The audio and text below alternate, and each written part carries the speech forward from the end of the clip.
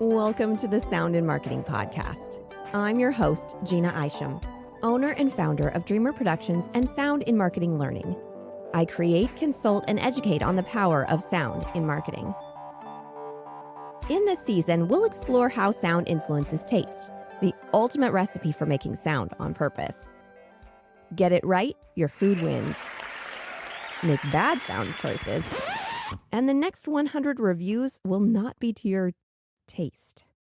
When it comes to your food, ignoring sound and sound associations simply isn't an option. Sound does matter, and over the next dozen or so episodes, we'll chew on the possibilities. Let's see what's on the menu today.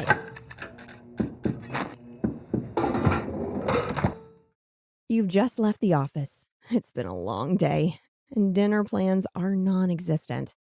Going to the grocery store is the very last thing you feel like doing. You open the Taco Bell app and customize a few Lux boxes. Add a bunch of soft and hard tacos for the kids and an extra bean burrito for good measure. The kids will be happy, your husband will be happy, and you won't have to worry about dishes tonight. Yay! You go to purchase and hear this reassuring sound. Most Taco Bell aficionados know its official, unofficial sonic logo, the Bong. It's the subtle yet specific sound for, as the movie Demolition Man presents, fine dining at its best. If you haven't already, you need to go watch that movie now. It's hilarious. For years, the Bong was only in broadcast ads. Recently, however, it has joined the digital space as the purchase sound on the Taco Bell app.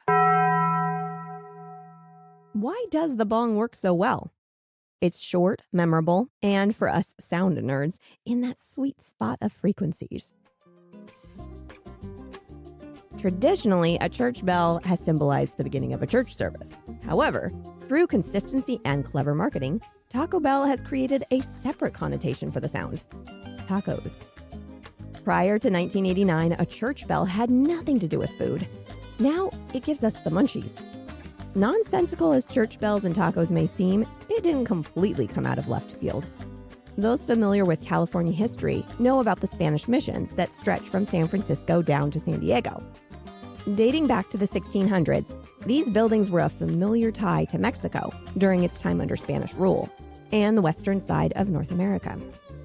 Taco Bell originated in California in the 1960s with pretty much every location looking like an old mission. The church bell has always been an important part of that design, but it stood silently until a Yamaha DX7 synthesizer brought it to life in 1989. A wildly recognizable sonic logo for the franchise, the Bong doesn't just bookend commercial campaigns, it's also gone digital, making its way, as I mentioned, into the app. In case you haven't used it recently or at all, let me walk you through the experience. You're placing your order. Once you're satisfied with your items, you go to checkout. You hit checkout. Don't forget your hot sauces. Put in the credit card info and select place order. How satisfying! What a conclusion. Without a word, the app has relayed two messages to you at once: that the order is complete and that dinner is covered. This isn't the first clever marketing Taco Bell has done. Does anyone remember? Yo quiero Taco Bell.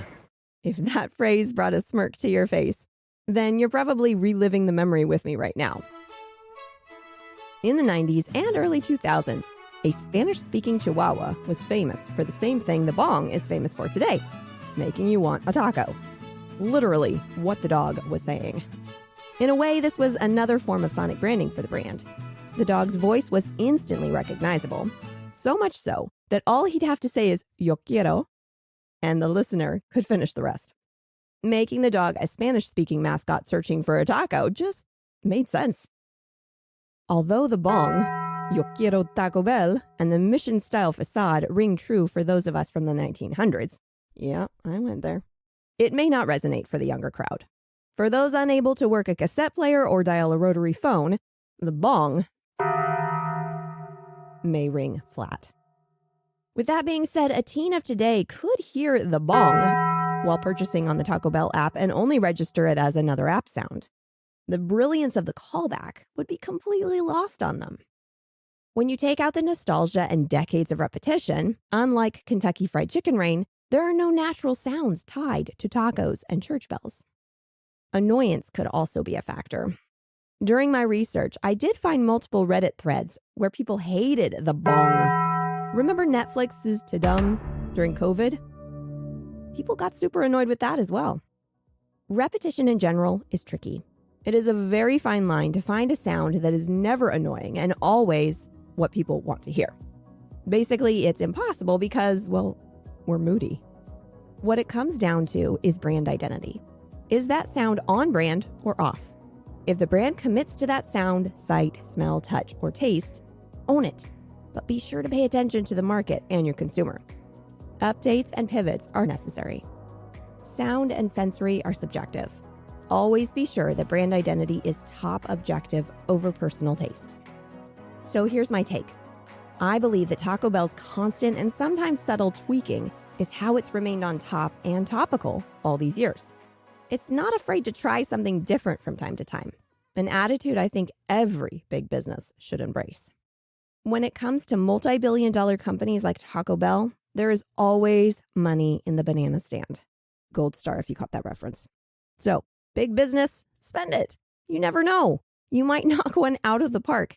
And if you don't, well, we all know a drip coffee doesn't actually cost $5. You'll be fine. Here are just a few ways that I could see Taco Bell moving its sonic branding forward and building nostalgia with a younger generation. When using licensed music in broadcast ads, be sure to consistently use the bong at the end. Mostly this is done, but not always. Create TikTok challenges showing how the bong brings you to dinner. This could get really silly or really weird. The point is exposure and pop culture relevance. Writing an entire song incorporating the bong strategically and consistently throughout. Maybe it's subtle, maybe it's overt. The world is your taco. Crunch on it a bit. More functional sounds for the app. For example, there could be a flat bong for a user error, 2 bongs for a duplicate order in cart, and a bong for opening the app itself. The danger here is sound fatigue, so tread lightly. Speaking of evolving and repurposing, the bong could be changed to a human speaking or singing it. For example, speaking bong or bong could result in a taco landing in your hand. Think State Farm's Can I Get a Hot Tub commercial. Sensory marketing can get expensive, but it is also extremely rewarding for the bottom line. Why? Because the more someone feels like a taco or can taste a chalupa just by hearing a sound, the better your long-term ROI. I have a ridiculous amount of data to back me up on this, so just trust me. Sound and sensory is a relatively inexpensive way to get that desired impactful response. Sound is accessible and available and incredibly impactful to us all. So ponder on that the next time the bong summons you to dinner. The world is your taco. Grab it with both hands. I hope you're enjoying the show. If Sound on Purpose sounds like something your brand or company needs more of, I'd love to help. Send me a message and let's explore how your company could be more mindful of its sound and the strategy behind it. Let's make this world of sound more intriguing, more unique, and more on brand.